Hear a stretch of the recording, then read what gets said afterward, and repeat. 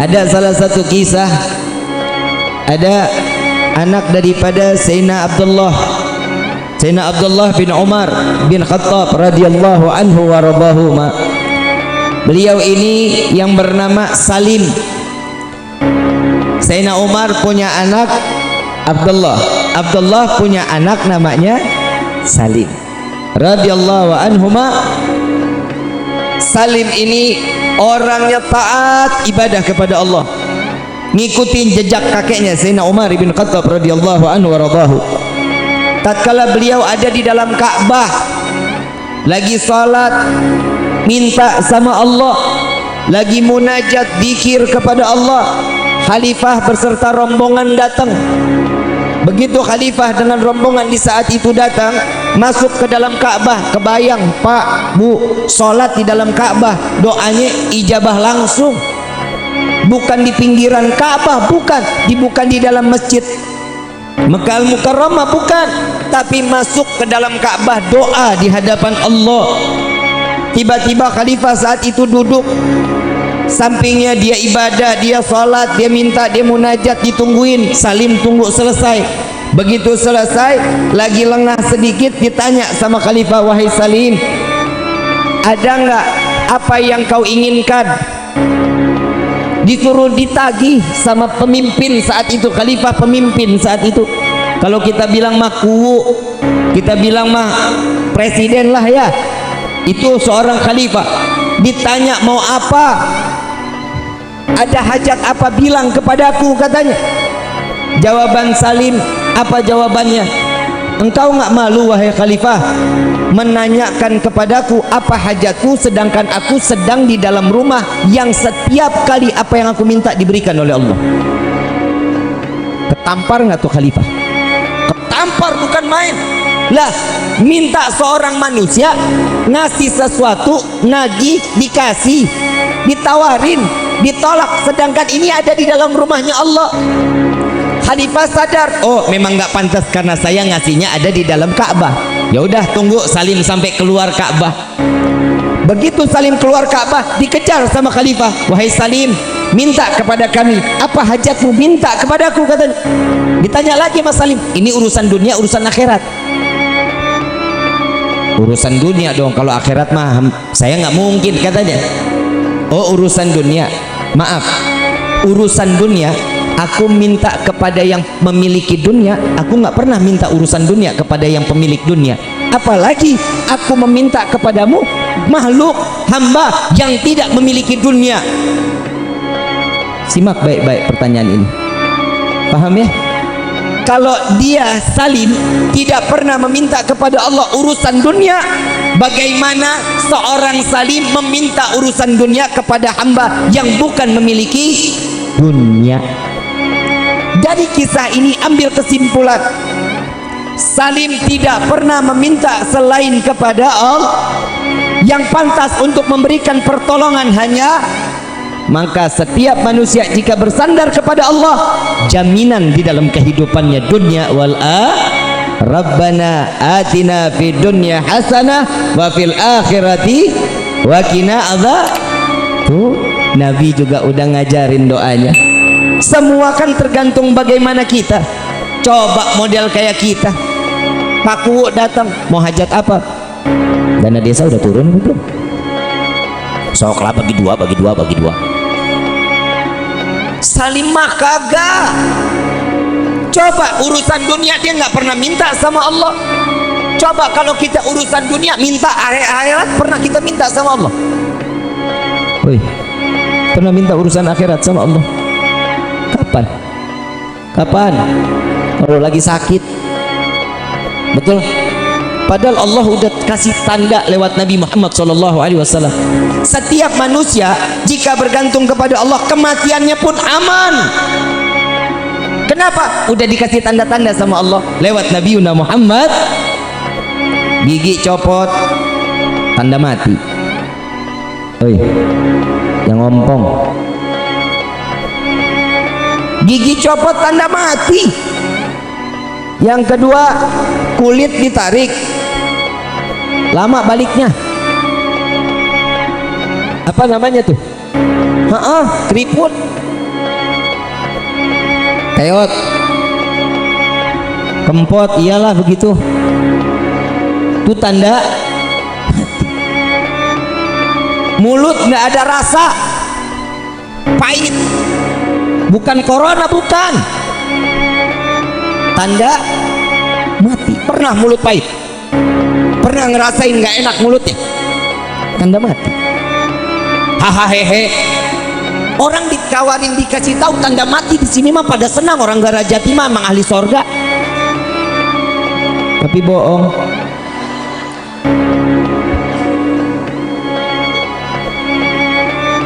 Numbuh uban, tanda mati.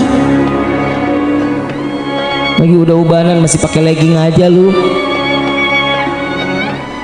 Ini Allah, lewat Allah baik, lewat Nabi Muhammad SAW. Ibu bapak yang dirahmati oleh Allah, apa sih yang kita harapin selain kehidupan senang dunia, senang akhirat? Dan jangan lupa, udahlah kalau kita urusan ibadah mah blow on, bener? Bener. Baca Quran kadang iya kadang kagak. Kalau lagi iya itu juga Ramadan. Ramadan juga minggu pertama, betul nggak? Satu juz nggak kelar-kelar satu minggu, bener? Tuh dia.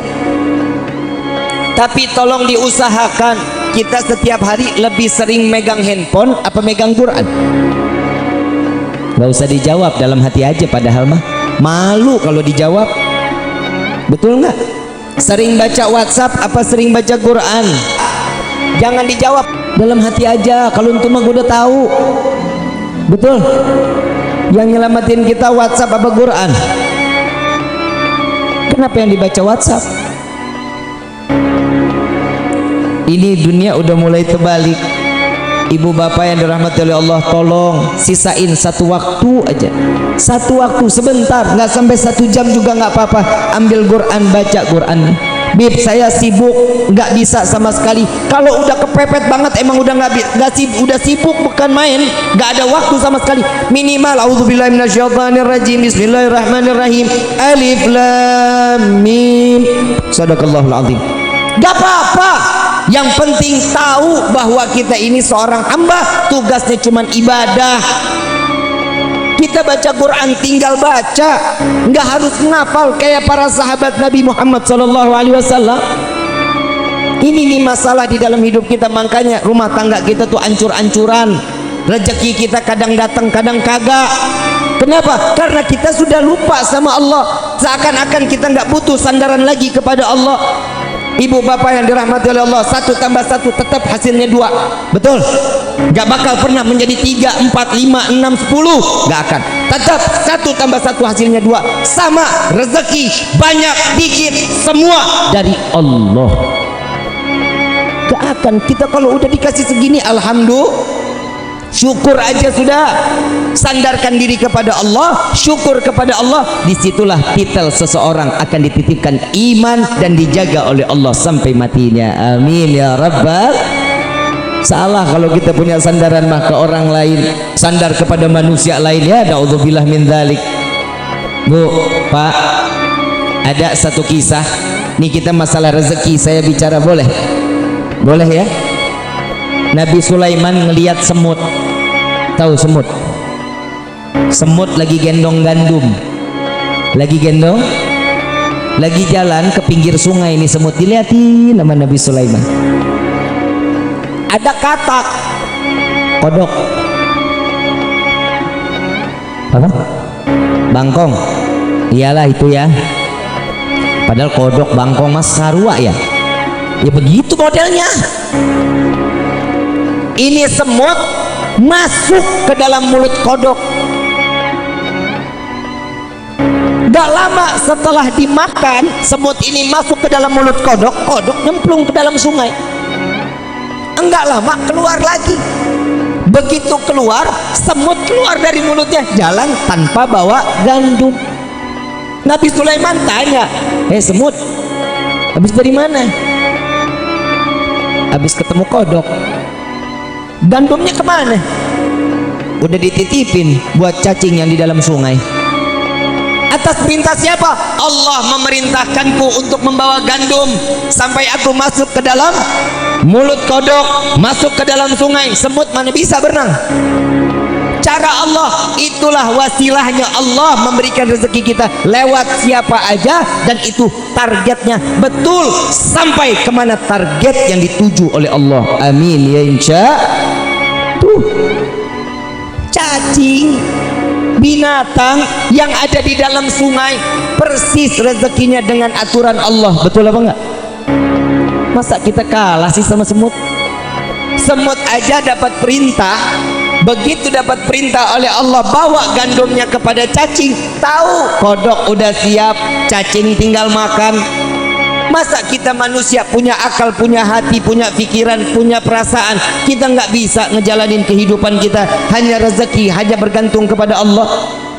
Ada satu kisah lagi, semut diambil sama Nabi Allah Sulaiman. Ditanya, wahai semut, setahun makananmu seberapa banyak? Kata semut, 1 butir gandum untuk 1 tahun. 1 butir gandum untuk 1 tahun. Diambil semut ini, dimasukin ke toples, dikasih gandum 1 biji. Sampai 1 tahun dilihat itu gandum masih sisa setengah. Gandumnya sisa setengah. Begitu sisa setengah, Nabi Sulaiman tanya, wahai semut, katanya ini gandum habis dalam waktu 1 tahun, kok sekarang sudah setahun masih ada setengah? Wahai Nabi Allah Sulaiman, jika aku di luar dari toples ini, pergantunganku kepada Allah, Allah memberikan rezekiku kepadaku banyak, tidak akan pernah terhingga. Tapi saat ini rezekiku tergantung daripadamu, aku sisakan setengah ini. Aku khawatir tahun yang akan datang engkau lupa memberikan rezeki kepadaku. Kata semut.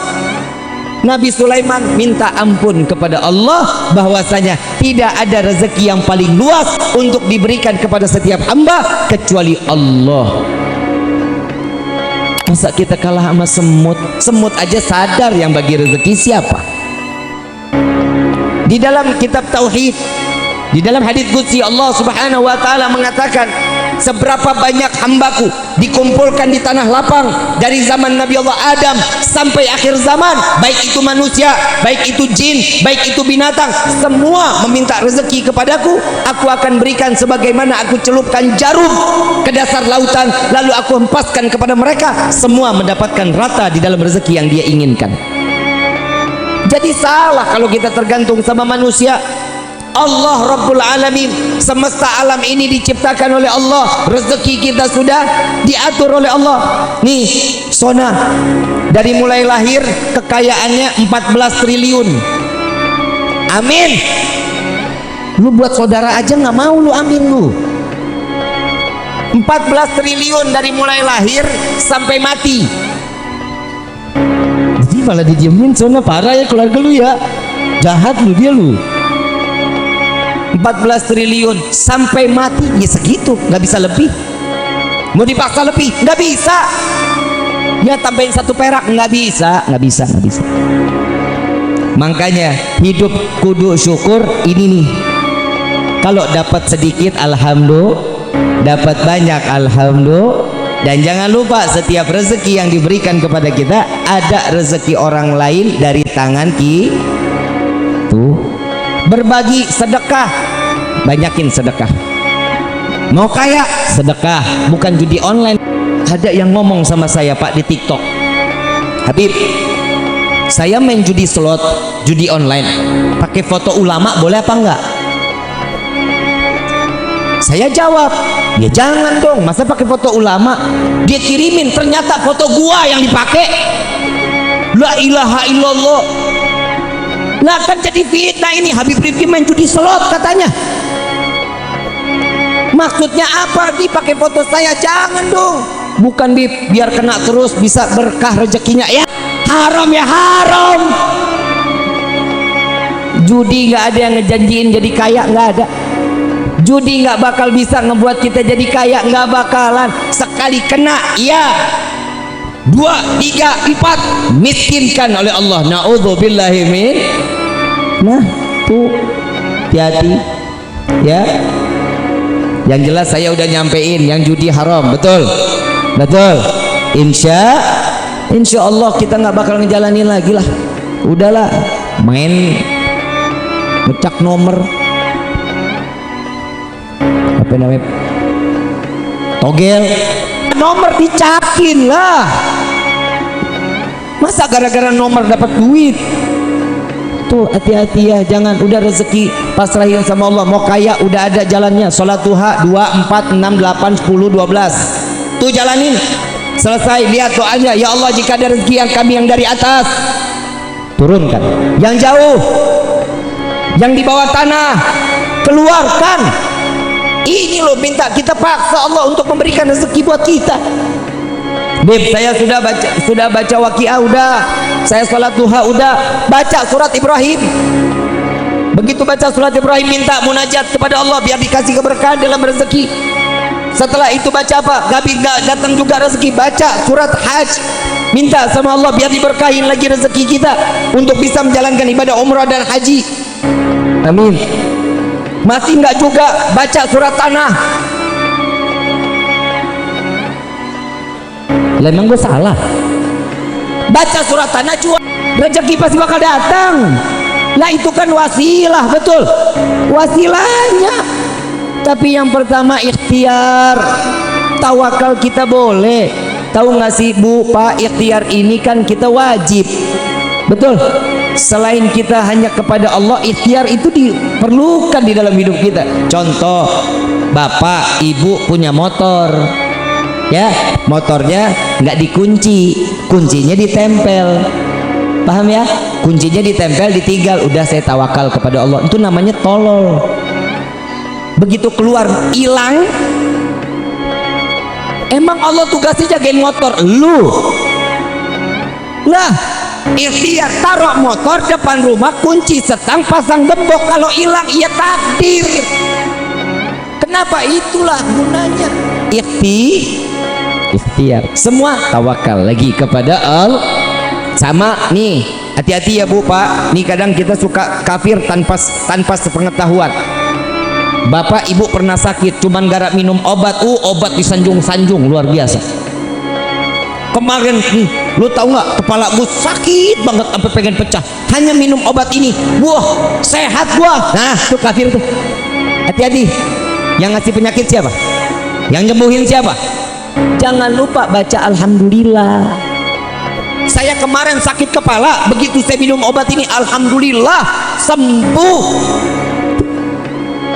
Bawa tetap nama Allah. Nggak ada obat nyembuhin kita, itu wasilah, paham ya? Jangan semua udah nih berkat ini berkat, nggak ada begitu. Semua Allah yang punya aturan. Allah yang kasih penyakit, Allah yang angkat penyakit kita. Kalau Allah kasih penyakit buat kita, sabar. Kenapa? Karena di situ Allah pengen nguras dosa kita. Amin. Bukan disuruh lagi. Ibu bapak yang dirahmati oleh Allah, kalau sudah sandaran kita kepada Allah, yakin kita kepada Allah, maka pertolongan Allah akan tetap datang kepada kita, insya Allah.